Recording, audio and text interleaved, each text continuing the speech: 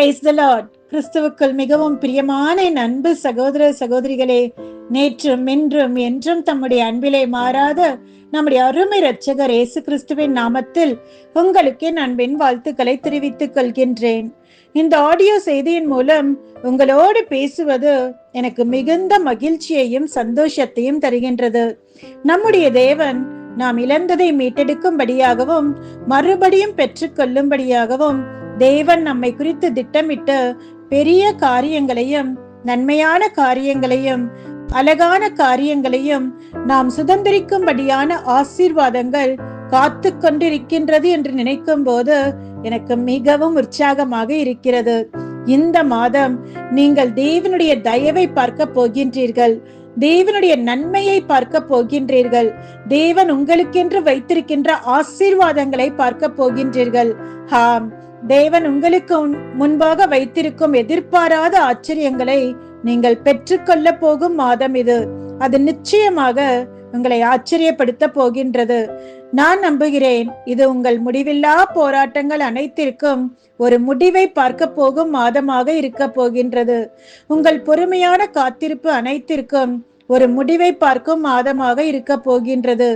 இதுவரை நீங்கள் அனுபவித்த அனைத்து அநீதிகளுக்கும் ஒரு நல்ல தீர்வை பார்க்கும் மாதமாக இருக்க போகின்றது. உங்களை அச்சுறுத்திய பயமுறுத்திய உங்கள் எதிரிகளின் முடிவை பார்க்க போகும் மாதமாக இருக்க போகிறது. நான் நம்புகிறேன் இது உங்கள் கடினமான சூழ்நிலைகள் அனைத்தும் சாதகமாக மாறுவதையும், நம்பிக்கை, மகிழ்ச்சி, நன்மையின் புதிய வாசல்கள் திறக்கப்படுவதை பார்க்கும் மாதமாக இருக்க போகின்றது. ஹல்லேலூயா. எனக்கு அன்பானவர்களே, கடந்த நாட்கள், வாரங்கள், மாதங்களில் நம் தேவனாகிய கர்த்தர் நமக்கு மிகவும் நல்லவராகவே இருந்திருக்கின்றார். ஆம், ஒரு தகப்பன் தன்னுடைய பிள்ளையை தோளில் சுமப்பது போல நம்முடைய தேவன் நம்மை சுமந்து தாங்கி இதுவரை நம்மை சூழ்ந்துள்ள எல்லா தீமைகளிலிருந்தும் நம்மை மீட்டு கொண்டிருக்கின்றார். எனவே உங்களை எதிர்க்கின்ற சூழ்நிலைகளை கண்டு, உங்களை அழுத்துகின்ற பிரச்சனைகளை கண்டு, உங்களை அச்சுறுத்துகின்ற எதிரிகளை குறித்து நீங்கள் கவலைப்படாதீர்கள். காரணம், அவைகள் உங்கள் வாழ்க்கையிலே மறைந்து மங்கி போகின்ற இருண்ட மேகங்கள் போல இருக்க போகின்றது. ஏன் தெரியுமா? இந்த புதிய மாதமான மார்ச் 2026 ஆசீர்வாதங்களுக்காக நான் தேவனுடைய சமூகத்தில் ஜெபித்த போது கர்த்தர் அற்புதமான ஒரு வாக்குத்தத்த வசனத்தை கொடுத்தார். ஏசாயா 61:7. உங்கள் வெட்கத்திற்கு பதிலாக இரண்டத்தனையாய் பலன் வரும், லட்சைக்கு பதிலாக தங்கள் பாகத்தில் சந்தோஷப்படுவார்கள், அதி நிமித்தம் தங்கள் தேசத்தில் இரட்டிப்பான சுதந்திரம் அடைவார்கள், நித்திய மகிழ்ச்சி அவர்களுக்கு உண்டாகும். ஆம், கர்த்தர் உங்கள் வாழ்க்கையில் ஒரு தெய்வீக மறுசீரமைப்பை வாக்களிக்கின்றார். அதிலே அவர் கடந்த கால அவமானத்தையும் தலைகுனிவையும் மாற்றி இரட்டிப்பான கனம், இரட்டிப்பான ஆசீர்வாதம் மற்றும் நித்திய மகிழ்ச்சியினால் உங்களை நிரப்ப போகின்றார். இந்த தவக்கால நாட்களில் தேவனிடமிருந்து பெரிய காரியங்களையும் நன்மையான காரியங்களையும் எதிர்பாருங்கள். மேலும் தேவனுடைய அன்பை பற்றியும் அதிகமாக தியானியுங்கள். இந்த தவக்கால மாதத்தில் நாம் நம்முடைய வாழ்க்கையை தேவனிடத்தில் மறுபடியும் அர்ப்பணித்து அதை ஒழுங்குபடுத்துவோம். மேலும் சரியான முன்னுரிமைகளை நாம் அமைத்துக் கொள்வோம். அதாவது ஜெபம், வேத வாசிப்பு மற்றும் தேவனுடைய அன்பை அதிகமாக தியானித்து தேவனுடன் அதிக நேரம் செலவிட பிரயாசப்படுவோம். ஆம், இது உண்மையிலேயே நாம் போற்றவும் மகிழும்படியாக ஆச்சரியமான தருணங்களை கொண்ட ஒரு அற்புதமான மாதமாக இருக்க போகின்றது. இந்த மார்ச் மாதத்தை நினைக்கும் போது என் ஞாபகத்திற்கு வருவது என்னவென்றால், ஆங்கிலத்திலே MARCH மார்ச் எதை நினைவுபடுத்துகிறது என்றால், M magnify the name of the Lord, கர்த்தருடைய நாமத்தை மகிமைப்படுத்துங்கள். ஏ allow God to fight all your battles, உங்கள் யுத்தங்களை தேவன் நடத்த அனுமதியுங்கள். ஆர் read and live according to his word, அவருடைய வார்த்தையை படித்து அதன்படி வாழுங்கள். C carry his gospel to the world, அவருடைய நற்செய்தியை உலகிற்கு எடுத்து சொல்லுங்கள். H order God through your life, உங்கள் வாழ்க்கையின் மூலமாக தேவனை கனப்படுத்துங்கள். மார்ச் மாதம் ஆண்டின் 3வது மாதம்.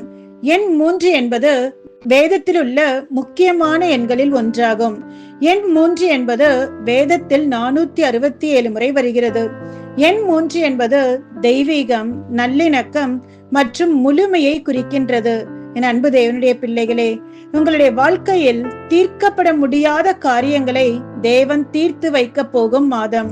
உங்கள் வாழ்க்கையில் பூரணமாக்கப்படாத காரியங்களை தேவன் பூரணப்படுத்த போகும் ஒரு மாதம். தேவன் தம்முடைய நன்மை மற்றும் கருணையின் மிகுதியால் உங்களை ஆச்சரியப்படுத்த போகின்ற மாதம் இது.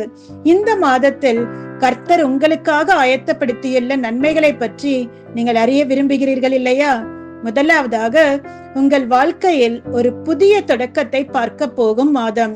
ஆதியாகமம் 8:1 சொல்கிறது, தேவன் நோவாவையும் அவருடனே பேழையில் இருந்த சகல காட்டு மிருகங்களையும் சகல நாட்டு மிருகங்களையும் நினைத்தருளினார். தேவன் பூமியின் மேல் காற்றை வீச பண்ணினார்.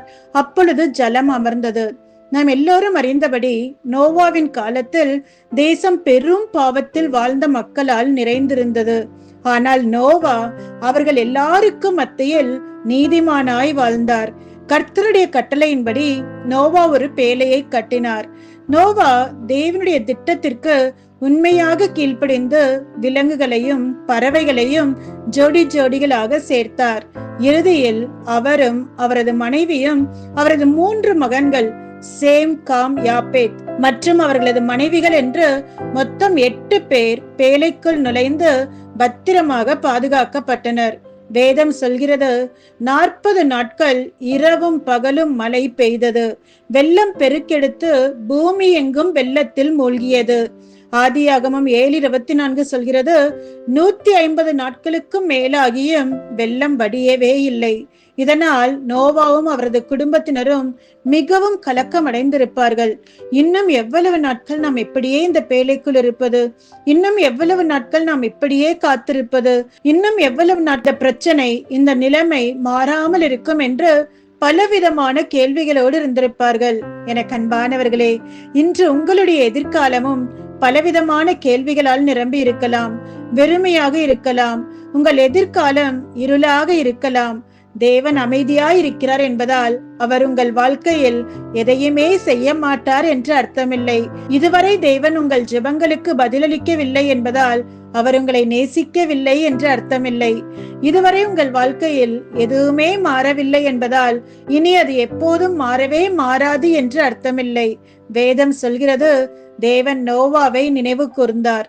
தேவன் பூமி எங்கும் காற்று வீசும்படி அனுப்பினார். ஆச்சரியப்படும் விதமாக மழை நின்று வெள்ளப்பெருக்கினால் உண்டான தண்ணீரும் சில நாட்களுக்கு பிறகு வற்றி போனது. ஆதியாகமம் 8:15, 16, 17 வசனங்களில் பார்த்தோம் என்றால், அப்பொழுது தேவன் நோவாவை நோக்கி, நீயும் உன்னோடே கூட உன் மனைவியும் உன் குமாரரும் உன் குமாரரின் மனைவிகளும் பேலியை விட்டு புறப்படுங்கள். உன்னிடத்தில் இருக்கிற சகலவித மாம்ச ஜந்துக்களாகிய பறவைகளையும் மிருகங்களையும் பூமியின் மேல் ஊறுகிற சகல பிராணிகளையும் உன்னோடே வெளியே வரவிடு. அவைகள் பூமியிலே திரளாய் வர்த்தித்து பூமியின் மேல் பலுகி பெருக கடவது என்றார். நோவாவும் அவருடைய 3 மகன்களும் பேழையிலிருந்து வெளியே வந்தபோது உலகம் ஒரு மோசமான சூழ்நிலையில் இருப்பதை கண்டு அவர்கள் அதிர்ச்சி அடைந்தனர். மேலும் அது அவர்கள் முன்பு பார்த்த பிரச்சனையை காட்டிலும் மிகப்பெரிய பிரச்சனையாக தெரிந்தது. ஏனென்றால் பூமி கரடு முரடாக மாறி மிகவும் மோசமாக மாற்றமடைந்திருந்தது. அது நிலையற்ற நிலப்பரப்பாக இருப்பதை அவர்கள் கண்டார்கள். புதிதாக உருவாக்கப்பட்ட மிகப்பெரிய மலைத்தொடர்கள், ஆழமான பள்ளத்தாக்குகள் மற்றும் நீர் நிறைந்த படுகைகள், மேலும் தண்ணீரினால் ஏற்பட்ட அழிவினால் எல்லா இடங்களிலும் குப்பை கூலங்களாக காணப்பட்டது. நோவா மற்றும் அவரது 3 மகன்களின் இருதயங்களில் பலவிதமான கேள்விகளும் குழப்பங்களும் இருந்திருக்க வேண்டும். இது ஏன், இது எப்படி, இது என்ன, எப்போது மாறும் என்று. எனக்கு அன்பானவர்களே, நம்முடைய வாழ்க்கையில் எது நடந்தாலும் சரி, அது நம்முடைய நன்மைக்காகவும் முன்பை காட்டிலும் சிறந்த ஒன்று வருவதற்காகவும் தான் இருக்கும். தேவன் சொல்கிறார், இது உங்களுடைய முடிவு அல்ல, ஆனால் இது உங்கள் வாழ்க்கையில் ஒரு புதிய தொடக்கமாக இருக்க போகின்றது. சிறிய, குறைவான மற்றும் மோசமான காரியங்கள் போகாவிட்டால் சிறப்பான காரியங்கள் வர முடியாது. ஆம், அவர்கள் வாழ்க்கையில் எது முடிவாக தோன்றியதோ தேவன் அதை ஒரு புதிய தொடக்கமாக மாற்றினார். எது முடிவாக தோன்றியதோ தேவன் அதை ஒரு புதிய எதிர்காலத்திற்கான மறு தொடக்கமாக மாற்றினார். எது முடிவாக தோன்றியதோ தேவன் அதை தலைமுறைகளுக்கும் ஒரு ஆசீர்வாதமாக மாற்றினார்.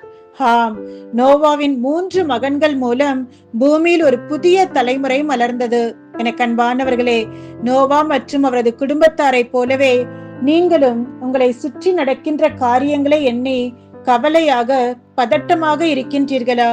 உங்கள் எதிர்காலத்தை குறித்து, உங்கள் குடும்பத்தை குறித்து, உங்கள் பிள்ளைகளை குறித்து, உங்கள் உடல் நலத்தை குறித்து, உங்களுடைய வேலை அல்லது தொழிலை குறித்து, உங்களுடைய ஊழியத்தை குறித்து, உங்களை பாரப்படுத்தி கொண்டிருக்கின்ற கடன் பிரச்சனைகளை குறித்து, தொலைக்காட்சிகளிலும் செய்தித்தாள்களிலும் பார்க்கின்ற கேட்கின்ற செய்திகளை குறித்து பதற்றத்தோடு இருக்கின்றீர்களா? எப்படி நோவாவின் குடும்பத்தில் தேவன் அவர்களுடைய எல்லா குழப்பங்களுக்கும், கேள்விகளுக்கும் ஒரு தீர்வை கொடுத்து ஒரு திருப்பு முனையை, ஒரு புதிய தொடக்கத்தை கட்டளையிட்டாரோ, உங்களுடைய காத்திருப்பிற்கும் தேவன் ஒரு முடிவை கட்டளையிட போகின்றார். உங்கள் கண்ணீருக்கு தேவன் ஒரு முடிவை கட்டளையிட போகின்றார். இதுவரை நீங்கள் அனுபவித்த அனைத்து அவமானங்களுக்கும் தேவன் ஒரு முடிவை கட்டளையிட போகின்றார். இதுவரை நீங்கள் அடைந்த அனைத்து அநீதிகளுக்கும் தேவன் ஒரு முடிவை கட்டளையிட போகின்றார். அது நீங்கள் எதிர்பார்த்ததை காட்டிலும் நல்ல ஒரு தீர்வாக இருக்க போகின்றது. அல்லேலூயா. சர்வ வல்லமையுள்ள தேவனுடைய தீர்க்கதரிசியாய் நான் உங்களுக்கு சொல்லுகிறேன், இது நீங்கள் மகிழ்ச்சியை பார்க்க போகும் ஒரு காலமாக, வெற்றியை பார்க்க போகும் ஒரு காலமாக, மறு சீரமைப்பை பார்க்க போகும் ஒரு காலமாக, உங்களுடைய சுகத்தை பார்க்கும் ஒரு காலமாக, ஒரு அதிசயத்தை பார்க்கும் ஒரு காலமாக, நீதி நிறைவேறுதலை பார்க்கும் ஒரு காலமாக, நீங்கள் நம்பிக்கையுடன் பொறுமையாய் காத்திருந்த காரியங்களுக்கான பதிலை காணவும் கேட்கவும் போகின்ற ஒரு காலமாக இருக்க போகின்றது.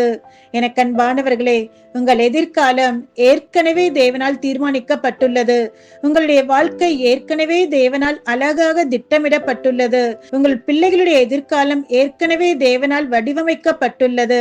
உங்களுடைய கனவுகள், உங்கள் ஆசைகள் தேவனால் அழகாக செதுக்கப்பட்டுள்ளன. ஆகையால் தற்போதைய சூழ்நிலையை பார்த்து சோர்ந்து போகாதீர்கள். கர்த்தர் சகலத்தையும் நன்மைக்கு எதுவாய் மாற்றுவார். ஆமென். இரண்டாவதாக, நீங்கள் பொறுமையாய் காத்திருந்த காரியத்தில் ஒரு மாற்றத்தை பார்க்க போகும் மாதம். ஆதியாகமம் 18:14 சொல்கிறது, கர்த்தரால் ஆகாத காரியம் உண்டோ? உற்பவ கால திட்டத்தில் உன்னிடத்திற்கு திரும்ப வருவேன், அப்பொழுது சாராளுக்கு ஒரு குமாரன் இருப்பான் என்றார். ஆபிரகாமும் அவரது மனைவி சாராலும் ஒரு கடினமான காலத்தை கடந்து சென்றார்கள். நீண்ட காலமாக அவர்களுக்கு பிள்ளை இல்லாமல் இருந்தது.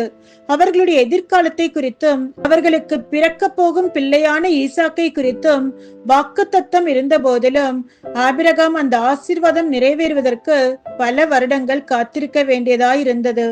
எனக்கு அன்பானவர்களே, காத்திருப்பது என்பது எளிதான ஒரு காரியமில்லை. சொல்வதற்கு ஈஸியாக இருக்கும், ஆனால் காத்திருப்பதன் வலியை ஒரு சில வார்த்தைகளினால் விவரிக்க முடியாது. கர்த்தருக்காக காத்திருப்பது நல்லதுதான், ஆனால் அதே நேரத்தில் காத்திருப்பது நம்முடைய இருதயங்களுக்கு வலியையும் வேதனையும் தரும்.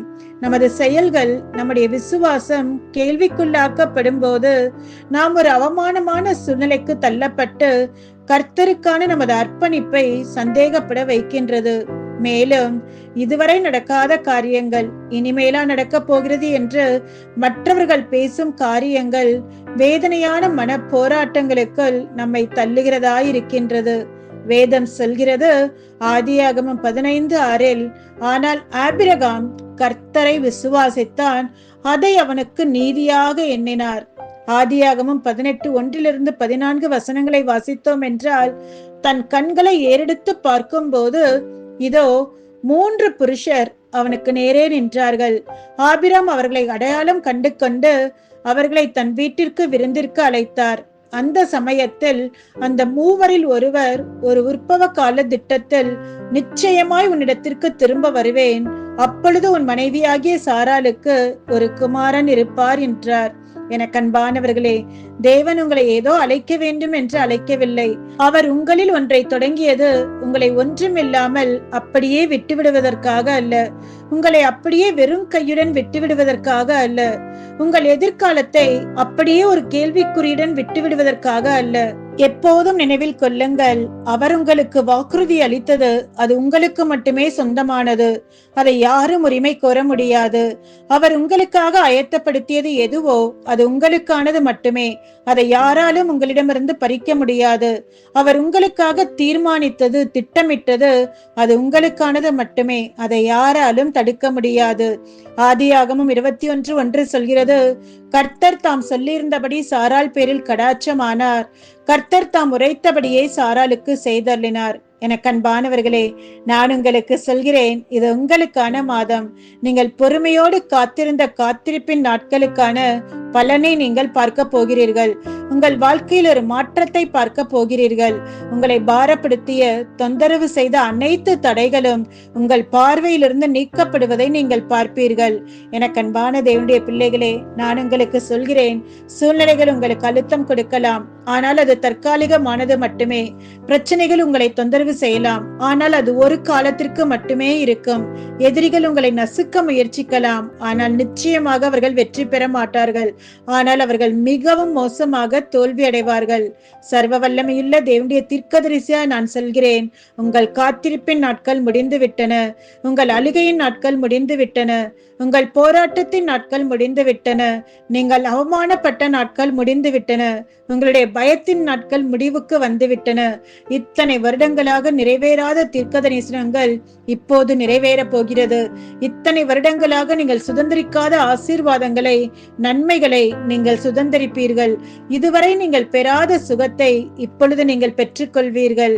இதுவரை நீங்கள் காத்திருந்த ஜெபத்திற்கான பதிலை இப்போது நீங்கள் பார்ப்பீர்கள். நீண்ட காலமாக நீங்கள் எதிர்பார்த்து காத்திருந்த அதிசயத்தை உங்கள் வாழ்க்கையில் இப்போது நீங்கள் பார்க்க போகிறீர்கள். நம்புங்கள், சிறந்தது வந்து கொண்டிருக்கிறது. உங்களுக்கு முன்பாக திறந்த வாசல்கள் வைக்கப்பட்டிருக்கிறது. நன்மைக்கான சிறந்த வாய்ப்புகள் வந்து கொண்டிருக்கின்றன. ஹல்லேலூயா. மூன்றாவதாக, இந்த மாதம் தேவன் உங்களை ஒரு மகிமையான எதிர்காலத்திற்கு நேராக வழிநடத்த போகின்றார். யோசுவா 1:11 சொல்கிறது, நீங்கள் பாளையத்தை உருவ நடந்து போய் ஜனங்களை பார்த்து உங்களுக்கு போஜன பதார்த்தங்களை ஆயத்தம் பண்ணுங்கள். உங்கள் தேவனாகிய கர்த்தர் உங்களுக்கு சுதந்திரிக்க கொடுக்கும் தேசத்தை நீங்கள் சுதந்திரித்து கொள்ளும்படிக்கு இன்னும் 3 நாளைக்குள்ளே இந்த யோர்தானை கடந்து போவீர்கள் என்று சொல்ல சொன்னான். யோசுவா எந்த நிலையில் இந்த வார்த்தைகளை சொன்னார் என்றால், கர்த்தருடைய தாசனாகிய மோசே மரித்த பின்பு கர்த்தர் மோசேயின் ஊழியக்காரரான நூனின் குமாரன் யோசுவாவை நோக்கி, என் தாசனாகிய மோசே மரித்து போனான்.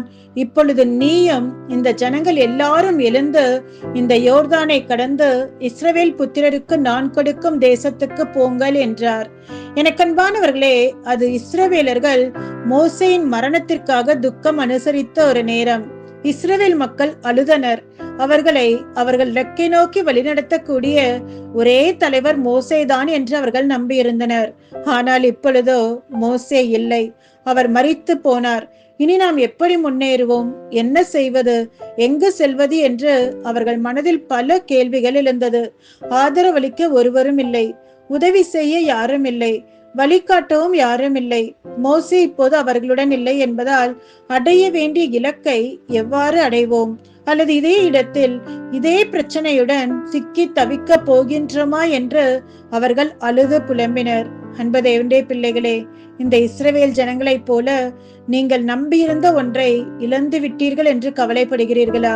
தேவன் உங்களுக்கு கொடுத்த ஒன்றை இழந்து விட்டீர்கள் என்று கவலைப்படுகிறீர்களா? உரிமை கோர வேண்டிய ஒன்றை இழந்து விட்டீர்கள் என்று கவலைப்படுகிறீர்களா? இழந்து போன வாய்ப்புகளை எண்ணி நீங்கள் அழுது கொண்டிருக்கின்றீர்களா? ஆனால் நான் உங்களுக்கு சொல்கிறேன், நம்மை ஒருபோது மறக்காத அருமையான தேவன் ஒருவர் இருக்கின்றார். நாம் பல காரியங்களை தவறவிடலாம், ஆனால் அவர் எதையும் அவ்வளவு எளிதில் தவற விடுவதில்லை. நாம் பல காரியங்களை தாமதப்படுத்தலாம், ஆனால் அவர் எப்போதும் சரியான நேரத்தில் தான் செயல்படுவார். நாம் அவருடைய வாக்குத்தத்தங்களை மறந்து போயிருக்கலாம், ஆனால் அவர் அவற்றை நிறைவேற்ற ஒருபோதும் தவறுவதே இல்லை. நாம் எல்லா சூழ்நிலையிலும் அவரை நேசிக்காமல் இருக்கலாம், ஆனால் அவர் நம் மீது வைத்திருக்கின்ற அன்பு ஒருபோதும் மாறாமலும் அசையாமலும் இருக்கின்றது. ஆம், நம்முடைய தேவனுடைய அன்பு அது ஒருபோதும் மாறாதது. தேவனுடைய நேரம் அது எப்போதும் சரியானது. ஒருவேளை அது நாம் எதிர்பார்த்த நேரமாக இல்லாமல் இருக்கலாம், ஆனால் அது நமக்கு மிகவும் தேவைப்படுகின்ற ஒரு சரியான நேரமாகத்தான் இருக்கும். யோர்தானை கடந்து வாக்கு பண்ணப்பட்ட லக்கை நோக்கி முன்னேறி செல்லும்படி தேவன் யோசுவாவிடம் சொன்னபோது அவருடைய மனதில் பல கேள்விகள் இருந்திருக்க கூடும். மக்களின் பேச்சை கேட்பார்களா? என்னால் அவர்களை வழிநடத்த முடியுமா? தேவன் திட்டமிட்ட லக்கை எங்களால் அடைய முடியுமா? ஆனாலும் அவர்கள் 3 நாட்களில் யோர்தானை கடப்பார்கள் என்று யோசுவா அவர்களிடம் தேவனுடைய திட்டத்தை பகிர்ந்து கொண்ட போது அவர்கள் அதன்படியே செயல்பட்டார்கள். கண்பானவர்களே, தேவன் நம்மிடம் ஒரு காரியத்தை செய்யும்படி சொல்லும் போது நாம் கீழ்ப்படிந்து நாம் செய்ய வேண்டியதை நாம் செய்ய வேண்டும். கிரியை செய்ய வைப்பது தேவனுடைய பொறுப்பு. யோசுவா 3 மற்றும் 4 அதிகாரங்களை பார்த்தோம் என்றால், யோசுவாவும் இஸ்ரவேல் மக்களும் வாக்கு பண்ணப்பட்ட தேசத்திற்கு தங்கள் பயணத்தை தொடங்கினார்கள் என்று பார்க்கலாம். அவர்கள் வழியில் பல தடைகளை எதிர்கொண்டனர். ஆனால் தேவனுடைய உதவியுடன் அவர்கள் அவற்றை எல்லாம் மேற்கொண்டனர். அவர்கள் யோர்தான் நதிக்கு வந்தபோது யோர்தான் நதி கரை புரண்டு ஓடுகிறதை கண்டு அவர்கள் மிகவும் அதிர்ச்சி அடைந்தனர். மேலும் அதை கடக்க காத்திருந்த அவர்களுக்கு அது பெரும் ஆபத்தை ஏற்படுத்துவது போல இருந்தது. யோசுவாவிற்கு என்ன செய்வதென்று தெரியவில்லை. ஆனாலும் யோசுவா ஜெபித்த போது கர்த்தர் பேசினார். கர்த்தருடைய வார்த்தையின்படி ஆசாரியர்கள் உடன்படிக்கை பெட்டியை எடுத்துக்கொண்டு நதியை நோக்கி முன்னேறினர். ஆசாரியர்களுடைய கால்கள் பட்ட உடனே அங்கே ஆச்சரியமான ஒரு காரியம் நடந்தது. யோர்தான் நதி ஒரு குவியலாக பிரிந்து இஸ்ரவேலர்கள் முன்னோக்கி செல்ல வழி கொடுத்தது. இஸ்ரவேலர்கள் இந்த அற்புதத்தை தங்களுடைய கண்களால் கண்டபோது யோசுவா ஒவ்வொரு கோத்திரத்திற்கும் ஒன்றாக 12 கற்களை சேகரித்தார். இது எதிர்கால சந்ததியினருக்கு தேவன் செய்த நன்மையை நினைப்பூட்டுவதற்கான ஒரு நினைவு சின்னமாக இருக்கும்படியாய் வைக்கப்பட்டிருக்கிறது. தேவன் சொன்னது போலவே இஸ்ரவேலர்கள் 3ஆம் நாளிலே யோர்தான் நதியை கடந்தார்கள். இந்த காரியம் இன்றைக்கும் நம்மால் நினைவு கூறப்படுகின்றதாக இருக்கின்றது. இந்த மாதம் தேவன் உங்கள் வாழ்க்கையில் செய்ய போகின்ற காரியமும் தலைமுறை தலைமுறையாக நினைவு கூறப்படுகின்றதாக இருக்கும். உங்கள் வாழ்க்கையில் தேவன் செய்ய போகின்ற காரியம் தலைமுறை தலைமுறையாக பேசப்படுகின்றதாக இருக்க போகிறது. உங்கள் வாழ்க்கையில் தேவன் செய்ய போகின்ற காரியம் தேவன் நாமம் மகிமைப்படுகிறதாக இருக்க போகின்றது. நான் உங்களுக்கு சொல்லுகிறேன், உங்களுடைய காத்திருப்பின் நாட்கள் முடிந்து விட்டது. உங்கள் அழுகையின் காலம் முடிந்து விட்டது. இது நீங்கள் ஒரு மாற்றத்தை பார்க்க போகின்ற ஒரு நேரம். உங்கள் கனவுகள் நனவாக போகின்ற ஒரு நேரம். இந்த மாதத்தில் தேவன் உங்கள் வாழ்க்கையில் காரியங்களை சரி செய்ய போகின்றார். உங்கள் பிள்ளைகளின் வாழ்க்கையில் காரியங்களை சரி செய்ய போகின்றார். நீங்கள் ஒருவேளை தாங்க முடியாத கடன் பிரச்சனையில் சிக்கிக் கொண்டிருக்கலாம். இந்த கடன் பிரச்சனைகள் எப்படி மாறப்போகிறதோ தெரியவில்லை என்று நீங்கள் கலக்கத்தோடு இருக்கலாம். ஆனால் தேவன் ஒரு அதிசயத்தை செய்ய போகின்றார். நீங்கள் இதுவரை சுமந்து வந்த அனைத்து பாரங்களுக்கும் தேவன் ஒரு தீர்வை வழங்க போகின்றார். உங்களை வேதனைப்படுத்தின துக்கப்படுத்தின அனைத்திலிருந்தும் உங்களை விடுவிக்க போகின்றார். உங்கள் வாழ்க்கையிலும் உங்கள் குடும்பத்திலும் உங்கள் வேலையிலும் உங்கள் தொழிலிலும் இதுவரை நீங்கள் உண்மையாக செய்து வந்த ஊழியத்திலும் பொல்லாங்கன் விதைக்க நினைத்த விதைகளை அதன் ஆழமான வேர் வரை அவர் அழித்து போட போகின்றார். தேவன் உங்களுடைய வாழ்க்கையை குறித்து சொன்ன ஒவ்வொரு காரியத்தையும் நம்புங்கள். நம்புகின்றவர்கள் விசுவாசத்தோடு அல்லேலூயா சொல்வோமா? ஹல்லேலூயா, ஆமென். தேவனுடைய வார்த்தையை நாம் நம்புவோம். அதனுடைய பலனை நிச்சயமாகவே நாம் மிக விரைவில் நம்முடைய வாழ்க்கையிலும் சரி, பிள்ளைகளுடைய வாழ்க்கையிலும் சரி நாம் பார்ப்போம். ஹல்லேலூயா. God bless you. கர்த்தர் உங்களை ஆசீர்வதிப்பாராக.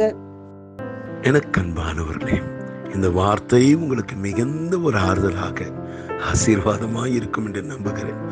சூழ்நிலைகள் மாறலாம், மனிதர்கள் மாறலாம், வாக்கு கொடுத்தவர்கள் வாக்கு மாறி போகலாம். ஆனால் வாக்குரைத்த தேவன் அவர் மாறாதவராயிருக்கிறார். எனக்கு அன்பானவர்களே, தடைகள் இருக்கலாம், இடர்கள் இருக்கலாம், பிரச்சனைகள் இருக்கலாம், ஏன் எதிரிகளால் சூழ்ந்த நிலையில நீங்கள் இருக்கலாம்.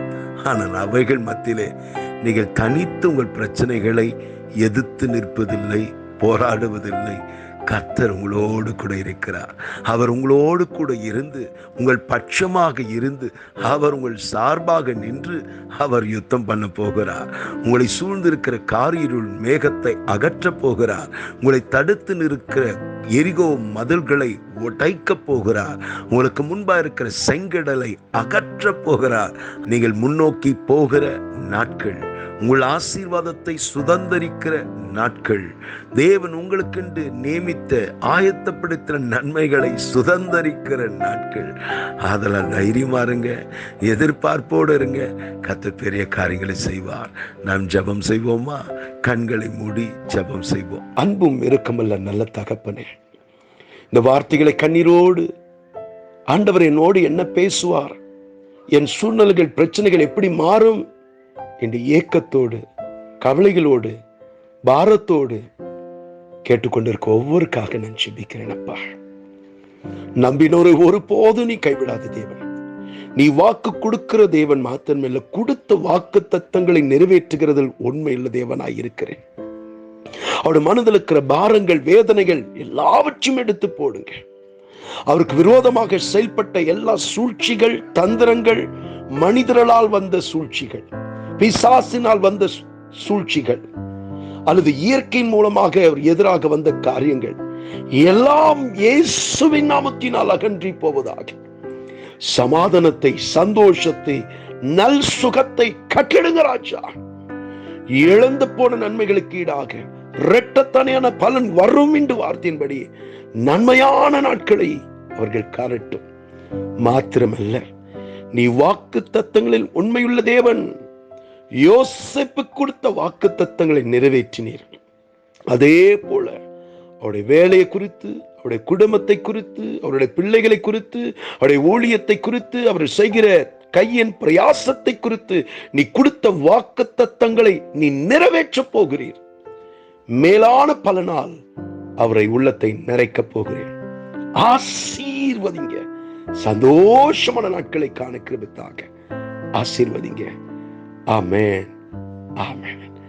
எனக்கு அன்பானவர்களே, இந்த வார்த்தை உங்களுக்கு மிகுந்த ஆசீர்வாதமாய் இருந்தது அல்லவா? ஆதலால் இந்த ஆடியோவை உங்களுக்கு தெரிந்த அன்பானவர்களிடத்தில் ஷேர் பண்ணுங்க, ஃபார்வர்ட் பண்ணுங்க, இந்த சேனலை சப்ஸ்கிரைப் பண்ணுங்க. கர்த்தர் உங்களை அதிகமாக ஆசீர்வதிப்பார். God bless you. Amen.